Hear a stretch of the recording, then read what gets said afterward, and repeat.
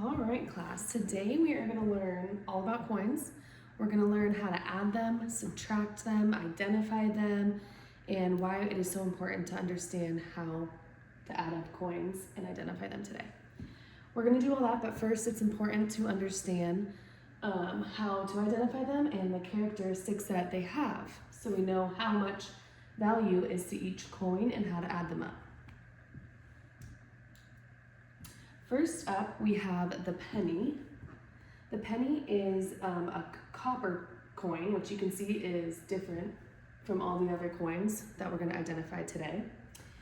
A penny is worth 1 cent, and Abraham Lincoln is on the front of the penny, and the Union shield is on the back of the penny. And the 13 stripes on the Union shield actually represent the first 13 states. 100 of these pennies equal up $1. Next up, we have the nickel, which is a little bit bigger than the penny, and this nickel adds up to 5 cents. The nickel is made up of a mixture of nickel and copper, and it looks more like a silver color.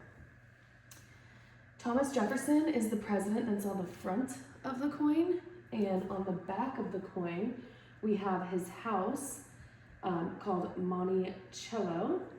And you can see it kind of looks like a little house on the back. The nickel is a little bit bigger than the penny and the dime. It's kind of in between. Also, the nickel is a little bit thicker. 20 of the nickels add up to $1. Next up, we have our smallest coin, which is a dime. The value is 10 cents. And Franklin D. Roosevelt is the president on this coin on the front. And on the back, we have our torch, as you can see. 10 dimes equal up $1. And again, this is the smallest coin and is a little bit silver compared to the penny that is copper. Lastly, we have our quarter. This is our largest of the four that we're looking at today. This is the quarter, and it is worth 25 cents. George Washington is the president on the front of the quarter, and on the back of the quarter, we have we have the United States emblem on the back of the quarter. And now some of these quarters actually are themed by states, and so some of them have state themes on the back of the quarter. So they're not all quarters on the back look the same. And it takes about 4 quarters to add up to $1. All right, next up we have bills. Bills are what we like the most. They are made out of paper, and they're printed on paper made of cotton and linen. So it doesn't really feel like the white paper that we use for printouts, but it's a little more softer.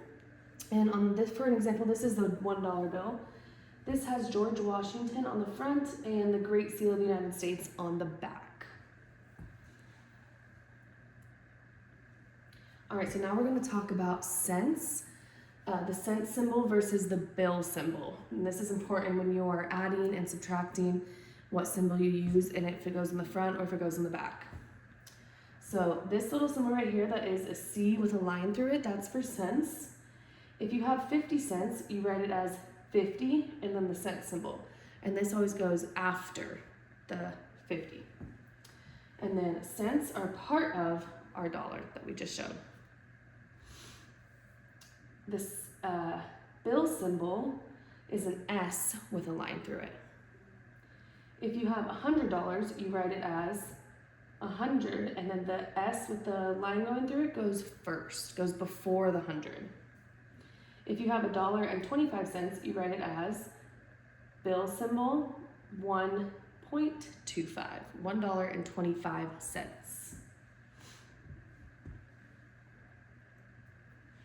All right, so now we're going to think about why coins are important. Can anyone tell me why they think coins are important in our everyday life. All right. So learning about coins and their values help us identify what they are. And if we just look at these coins and we don't know how much their value is or what coin it is, we can't add it up and we can't use it in real life to buy stuff that we want. So we learn to add up coins and bills so that we can use them to pay for things that we want. We can buy things like toys, food, movie tickets, video games. Who can think of one or more things that they would like to buy with coins or money? Right. And we can't buy stuff if we don't know how much or value are, and we can only tell the value if we know which coin is which and the differences. Coins and bills make our world go round, and we have to master identifying them so we can learn how to add and subtract their values, which we're going to do later today. Here's an example. We have 5 nickels, 5, 10, 15, 20, 25. So we have 5 nickels equaling 25 cents. We also have 25 cents equals 2 dimes that we have right here, 10, 20, 25. This is a nickel. So we have 10 cents plus 10 cents plus 5 cents equals 25. And here we have our quarter. So all these coins add up to the same thing. 5 nickels equals 25 cents, 2 dimes and a nickel equals 25 cents, and just 1 quarter equals 25 cents.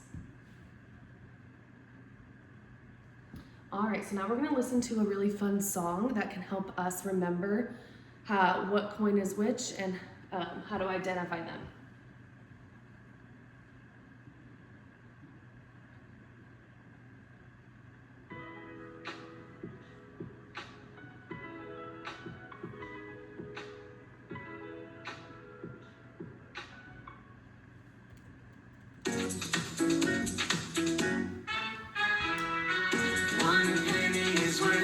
Cent, 1 nickel's worth 5 of them. 1 dime has a value of 10.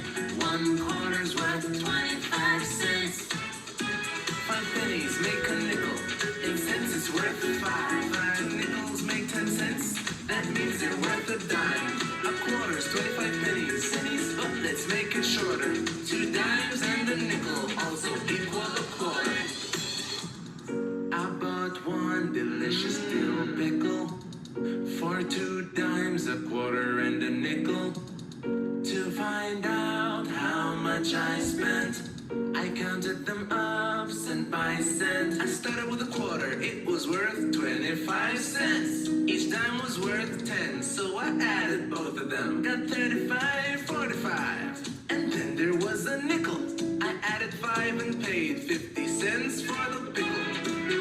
1 penny is worth 1 cent. 1 nickel's worth 5 of them. 1 dime has a value of 10. 1 quarter's worth 25 cents. I bought an ice cream in the summertime with 4 pennies, 3 quarters, and a dime. The ice cream lady looked in silence. And then she counted up my cents. She counted 3 quarters, 25, 50, 75. Then she added the dime. The 10 cents made 85. And the 4 pennies left made it 89. So it was 89 cents for the ice cream. I ate until my shirt popped at the seam. 1 penny is worth 1 cent. 1 nickel's worth 5 of them. 1 dime has a value of 10. 1 quarter's worth 25 cents. On the penny is the 16th president, Abraham Lincoln. He wrote the Gettysburg Address and the Emancipation Proclamation. The 3rd president, Thomas Jefferson, he's on a nickel or 5 cents.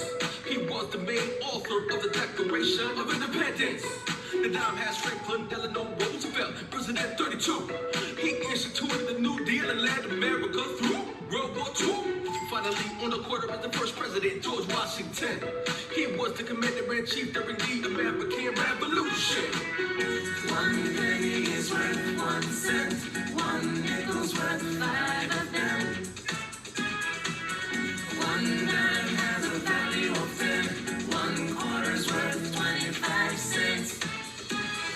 pennies make a nickel.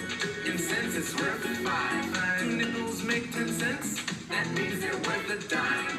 A quarter's 25 pennies. Pennies, but let's make it shorter. 2 dimes and a nickel also equal a quarter.